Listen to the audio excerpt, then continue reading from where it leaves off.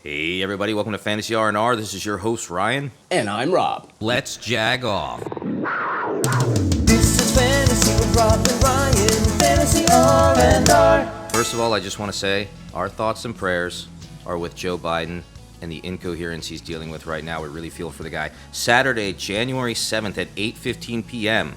Jaguars getting a prime time game. Titans at Jaguars. Got moved over to Saturday. It's going to be after the Chiefs and Raiders game.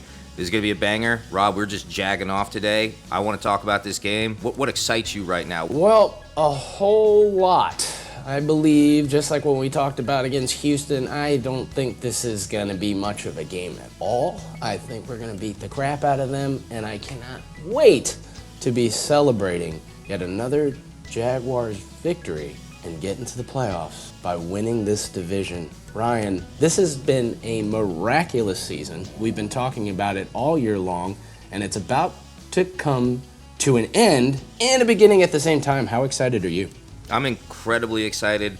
I haven't been this jagged up since 2017 when we went on that run for the AFC Championship, and it kind of feels like the same season. Like, that didn't feel like it was supposed to happen in 2017. We had Bortles at the helm and everything, Right. and, Fournette was a rookie. This year kind of feels the same way. Like, you and me, obviously, we get pretty frustrated with the Jaguars being hometown boys, and we're longtime fans. We actually stick with them over time. That first game against Washington, we expected to win, and we didn't. Then we go and we take out Indianapolis. Right. The Chargers we took out, and obviously we thought we were going to lose to Philly, and then we lose to Houston, and Trevor looks terrible with no TDs and a couple picks, I think, in that game. And it started to get real depressing real quick. And we had little bouts of anger and frustration during the year. But for you, it was week 9. You say things kind of turned around for you with that Las Vegas game. I was kind of disgusted with some of the things we did in that game and some of the things our defense allowed. But, obviously we knew we were going to have some trouble with Kansas City, but I kind of feel like we held our own for the most part, as well as could be expected. After the bye week, week 12 in Baltimore, that's when things turned around for me. When I saw Trevor hit that 300 mark and 3 TDs, they're playing hard against Lamar Jackson on the field. They're stopping them. The only thing I didn't like, obviously, was that squib kick. Let's mark off week 13 of the Lions. That was a complete fluke to me. Tennessee, Dallas, Jets, Houston. We didn't even need most of our starters for Houston. We are on a roll right now. We are on a 4-game winning streak. It's the longest one we've had in a long time. And we're here set to play Tennessee in Jacksonville for Week 18. Tennessee being 7-9, Jags being 8-8. Whoever wins this game takes the AFC South title and goes to the playoffs. Are you worried about anything in particular with Dobbs starting for the Titans, and Derrick Henry is a full participant at practice but may still be banged up? What's your biggest concern about what the Jags need to do to lock in a win here? They just need to do what they did a few weeks ago when they faced them with their starter, Ryan Tannehill. Just limit Derrick Henry. In that game, Derrick Henry ran all over us in the first quarter, and then the last 3 quarters combined, I might just be pulling this out of my ass, I think he ran for like 15 yards or something. It was like something insane. Tennessee, all season long, we've been calling them the Tennessee Derrick Henrys. Yeah, we were calling them the Tennessee Derrick Henrys. That's who they are. They're a one-dimensional team. Guess what the Jaguars aren't? A one-dimensional team. They have a passing game, and now they have a running game. And fluidly, they've been working cohesively the last few weeks, hence why we're winning games. And it's not like we're winning fluky games. Week 1 against, the Commanders, that was a fluke win for the Commanders. And even then, we had a chance to win it, and replay that now, we'd blow Washington out of the water. Heck, we'd blow a lot of these teams out of the water. Houston's not going to beat us again. Not anytime soon, not with Trevor Lawrence under the helm.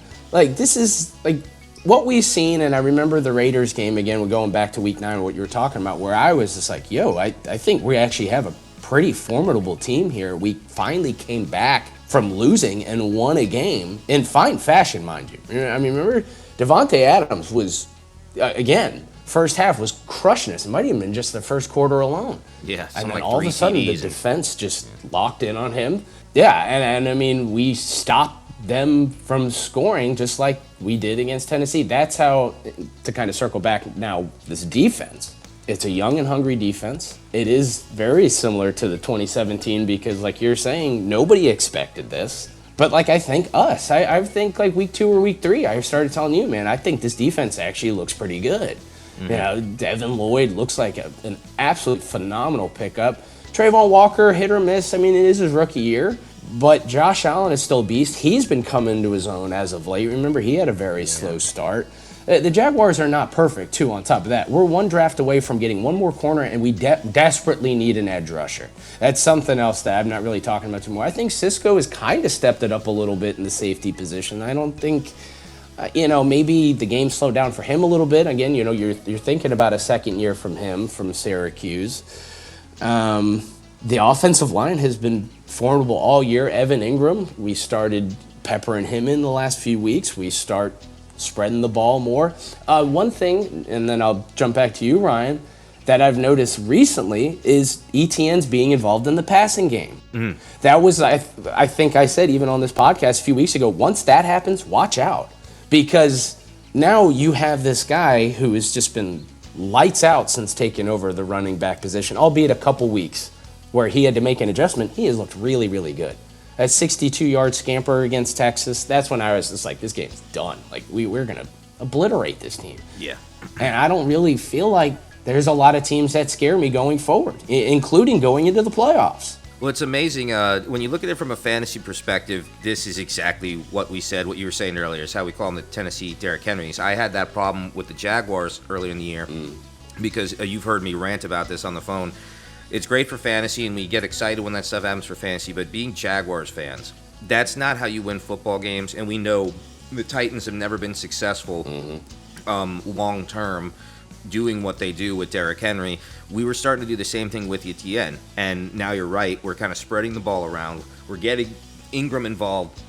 Zay Jones is dropping less. Marvin Jones Jr. is that kind of veteran, reliable force that we can go to every once in a while. Christian Kirk is doing his job, getting a 1,000-yard season. We got Ridley next year and everything. But, obviously there's things I'm concerned about with, Brandon Scherf being injured right now for our offensive line. Rayshawn Jenkins, hero of the Cowboys game, he's limited in practice. But we'll work this all out once we see if we can get past the Titans, which should be easy. And then they've got a little bit of time to rest before they play the AFC game, maybe like 6 days, something like that, 6 days, I'm not sure. So they'll have a little bit of a resting period before they go into that, even with all this craziness that's happening in the NFL and the possible schedule changes.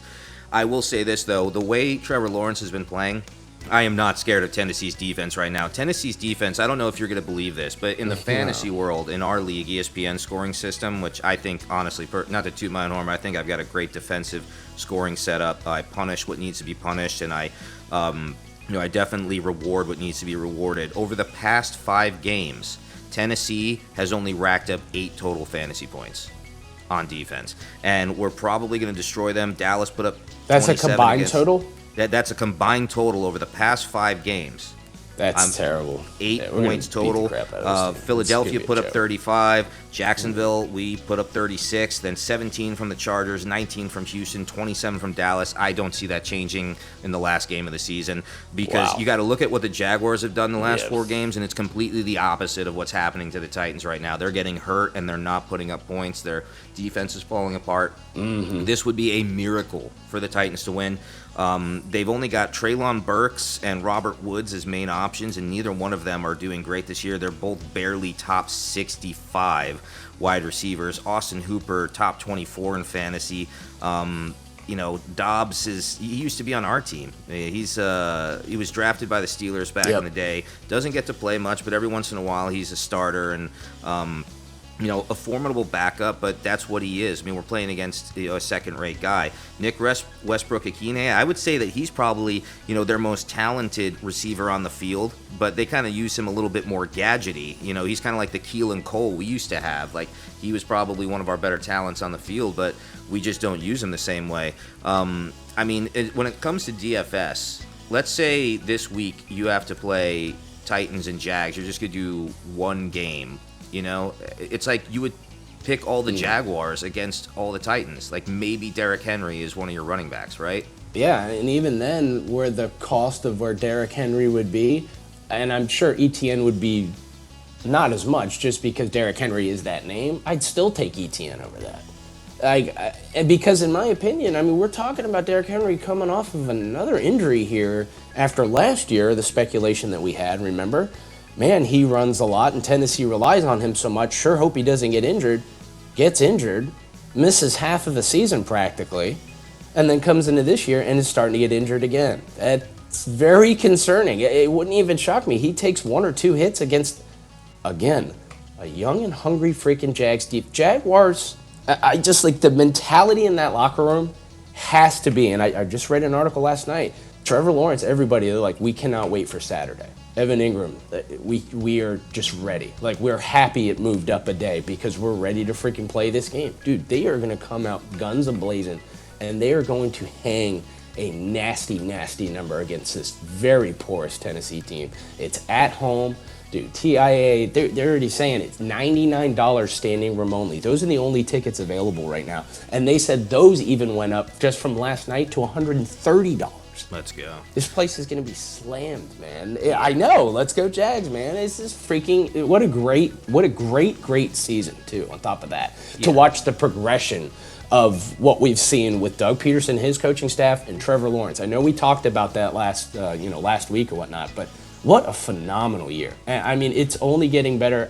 I'm so excited for this game, and I am enthralled about watching playoff football with the Jacksonville Jaguars being involved. Yeah, it's been a while, and it's going to be so much fun. You heard how excited I was getting about knowing that, here I'm in Boston, but I get to rep my Jags jersey later into the season than the Patriots fans do. It's absolutely fantastic. They're negative 6.5 favorites over the Titans. The total over-under is 40 points. I mean, I'm having a hard time seeing the Jaguars getting less than 27. I'm not sure. Maybe the Titans tend to score on us. I wouldn't even be shocked if they hang the 40. If they're the ones that hang the 40, right? So it's like with the spread. It really wouldn't surprise me. Yeah, spread being 6.5, negative 110, over under 40 at negative 110, pay 100 to win 110. Money line plus 220 for the Titans, negative 275 for the Jaguars. I'm sorry, I'd be putting that money all over the Jaguars right now. The winning confidence for the model is 78%, so they expect us to win. So this will be a heartbreaker if we don't. I'm incredibly excited to watch this game. Yes, I want football to go on. Sue me. I'm very excited to see the Titans lose. You know how much I've hated this team over time, and really, I just want to see Trevor in the playoffs immediately like this, because not only that, let's say we don't get very far in this AFC matchup that we're going to have throughout the playoffs. Very tough AFC conference.